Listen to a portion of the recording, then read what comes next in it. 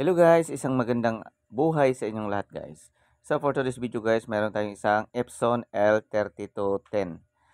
Yung problem nito guys is nag-blink ng orange yung stop niya. Then may error code na 034004. So ito yung mga tutorial na ituturo natin sa inyo ngayon guys. At sundan nyo ako guys at para malaman nyo kung paano natin to ayusin.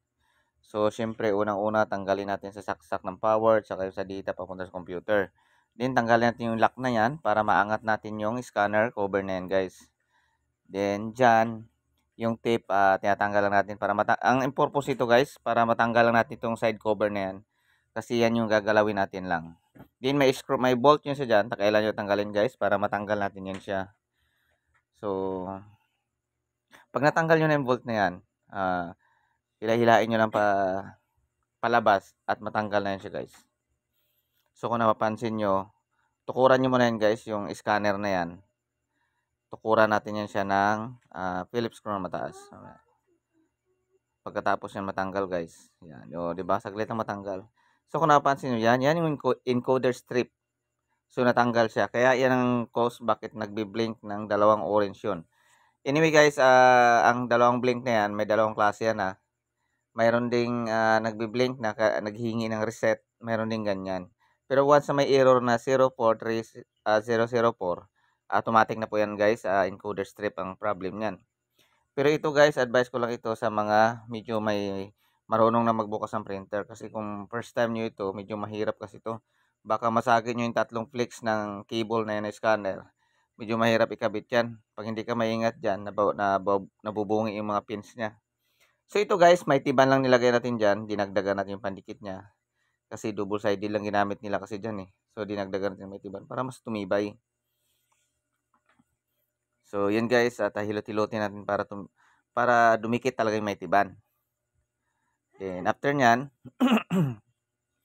may metal yan siya dyan guys na parang dumikit na doon sa encoder strip. Iurong nyo yun siya guys kasi alam nyo kaya tumabingi yun. Gawa ng natulak siya ng printer head. Parang dumikit siya. So, kailangan nyo iurong niya na hindi matamaan yung encoder strip sa pag-ikot. Kasi masisira ulit yan. Matatanggal. So, ang problem ng printer na to guys is yan. Then, ngayon, ibabalik na natin guys. Siyempre, itatry natin kung success na ba yung ginawa natin. Ganon na ulit pagbalik nyo guys. Yan. Dito lang sa puwitan, medyo mahirap-hirap ikabit yan konti. So, kailangan dandahan lang, ingat, kasundan nyo talaga yung pattern kung paano nyo binaklas at paano nyo ibalik. So yun guys, kung nakatulong tong video natin dito sa inyo guys, don't forget to subscribe sa baba guys. Then hit notification bell, like, comments kung meron kayong katanungan. Paki-share na rin guys para marami tayong matulungan ng mga kababayan natin. Alam ko marami sa atin dito may problema ganito. So ito ay isang paraan na para maayos nyo yung ganyang klaseng problem ng mga printer. Then, pwede nyo rin ako i-PM guys. Ilalagay ko sa description sa baba mamaya yung FB page ko kung hihingi kayo ng receipt ng printer na to. Meron din tayo niyan guys. Anyway, may mga tutorial na ako dyan guys ng paano mag-reset ng printer na to.